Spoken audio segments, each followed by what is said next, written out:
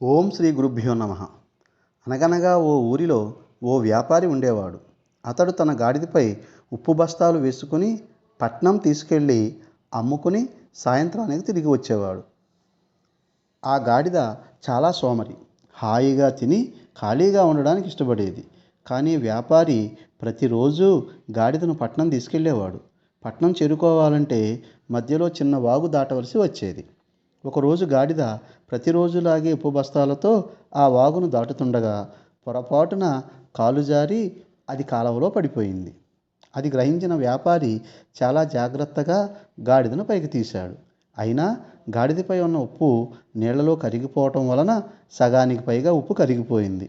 దీనితో గాడిదపై ఉన్న ఉప్పు బస్తాల బరువు చాలా వరకు తగ్గిపోయింది. చాలా తేలికగా అనిపించింది. గాడిదకు ఇదేదో గమ్మత్తుగా అనిపించింది. ఆ రాత్రి బాగా ఆలోచించిన గాడిద ప్రతిరోజు కాలువ దాటేటప్పుడు కాలువలో కావాలనే కాలు జారి పడిపోయేది. అలా ఉప్పు చాలా వరకు నీళ్లలో కరిగిపోవడంతో గాడిద చాలా విశ్రాంతి తీసుకునేది. ఇలా ప్రతిరోజు కొన్ని రోజుల పాటు జరగడంతో వ్యాపారికి విషయం అర్థమైంది.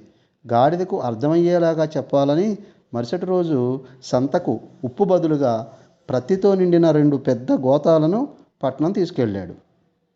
ఉప్పు కంటే పత్తి తేలిగ్గా ఉంది. అయినప్పటికీ గాడిద కాలువ వద్దకు రాగానే మళ్ళీ యథాప్రకారం కావాలనే కాలు జారి కాలవలో పడిపోయింది. బస్తాలలో ఉన్న పత్తి నీళ్లను పీల్చుకోవడంతో అవి బాగా బరువు పెరిగిపోయాయి. ఉప్పు బరువు కన్నా ఆ పత్తి బస్తాల బరువే చాలా అధికంగా ఉండటంతో గాడిద చాలా విచారించింది. వ్యాపారి కావాలనే బస్తాలు మార్చాడని దానికి అర్థమైంది. అక్కడి నుండి కాలువ దాటేటప్పుడు చాలా జాగ్రత్తగా వ్యవహరించింది. సోమరితనాన్ని వదిలివేసింది.